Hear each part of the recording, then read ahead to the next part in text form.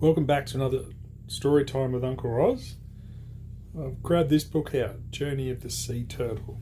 So, sea turtles are some of my favourite animals. And we're very lucky in Australia. We have 6 of the 7 species of sea turtles found across the world. So you can pretty much tick all of them off just in Australia if you're lucky.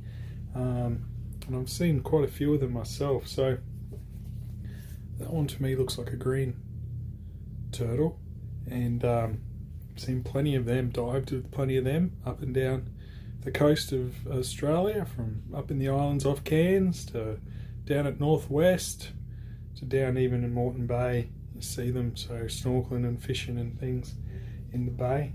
They're, well, I'd say they're common, but I think they're on the endangered list, so you still see them around. But this book's going to tell us the journey of a sea turtle and its sort of life cycle. So what do you know about turtles? Is there anything you know about turtles? That's right, they've got a hard shell. They do, they have 4 flippers. Do they lay eggs? They do, they lay eggs as well. Do you know any names of any of the other types of turtles? I know leatherbacks, they're massive. I have seen a massive one of them off the point at Straddie as well. Absolutely huge leatherback there. And my understanding is they're a bit more solitary and stay by themselves around the place. A bit harder to see as well. But anyway, we'll find out. I've been lucky enough a few times to see hatchings of baby turtles and to see large mothers coming up the beaches to lay their eggs.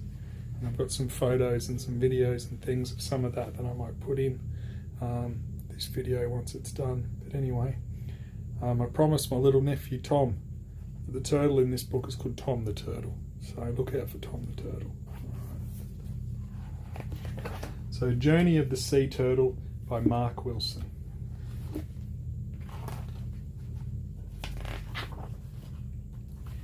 The sun was setting beyond a wide coral reef. Shadow birds hovered and swooped above the waves. What do you think they're looking for, those birds? After darkness fell, a mother turtle crept slowly up the beach. She dug a deep hole to lay her eggs.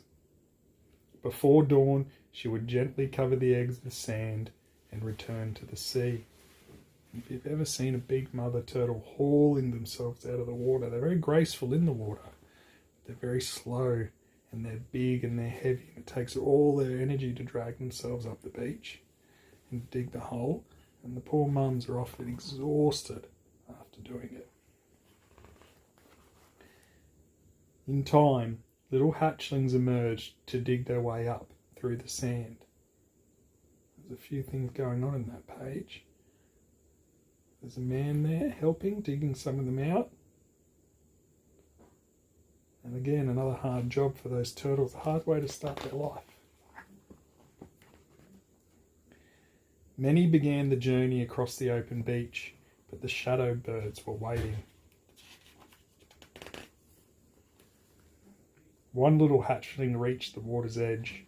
She splashed into the shallows and swam out to sea. There's some beautiful fish in that picture, and one of my favourite fish, the lionfish in the top left corner, and its spines along its back are poisonous, and if you get stung by them, they really, really hurt. And a beautiful blue starfish.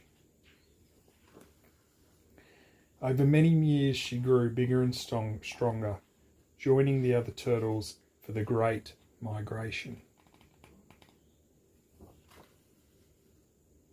When the summer sun once again warmed the sea, she was ready to lay her eggs. Returning to the beach of her ancestors, the shadow birds were nowhere in sight.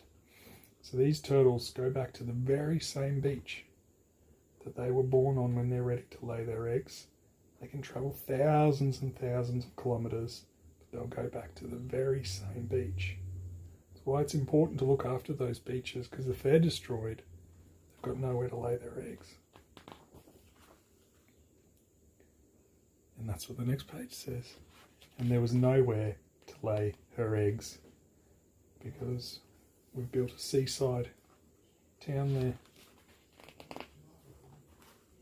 She drifted out into the warm currents, returning many times to the same beach. There were no shadow birds and still nowhere to lay her eggs.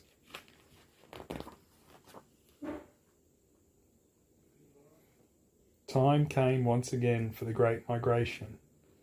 She left to face the dangers of the open sea. And you can see some of the dangers there. Nets from the fishermen and a boat going past. She's not going to be hit by that propeller.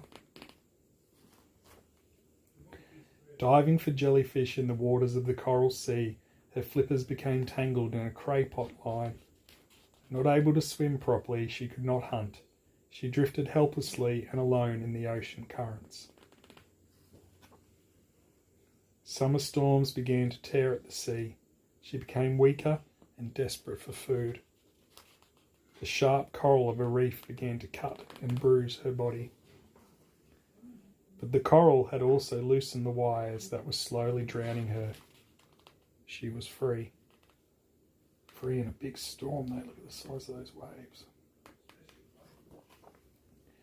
When the storm passed, she looked up to the sky. There were shadow birds, and there beyond the reef, she could see a long stretch of golden sand.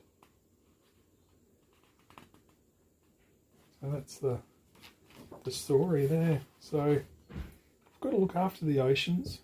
We've got to keep them clean. They're full of junk. A lot of the rubbish you throw away, if you don't put it in the bin, it gets washed down the drains and into the ocean. And those plastics don't go away. They stay there for hundreds and thousands of years. I haven't walked a beach for a long time and seen no rubbish. There's always rubbish to pick up. And as I said, those coastal areas, those turtles will only lay in the one spot.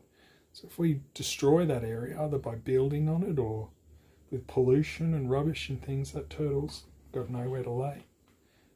So it's something we've got to think about, because we love the turtles, and we, not just them, but we want our ocean life to flourish.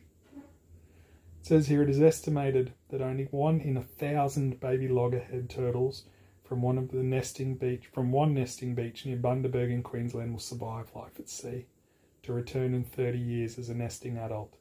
There are currently fewer than 600 loggerhead turtles nesting annually on the east coast of Australia. So they do lay lots of eggs, but not many of those eggs survive with the babies growing to adulthood. So we've got to think of that, and we've got to look after those beautiful turtles. But the pictures in this book, I'm pretty sure that's a green turtle, not a leatherback. Well, it's definitely not a leatherback. So, very, very interesting. Maybe when you're travelling around or planning a holiday with mum and dad one time, you can look into where the turtles lay their eggs, and that can be something you can go and see, because it is really beautiful. So yeah, thanks for listening. Remember, Uncle Roz loves you. Hope you enjoyed that one.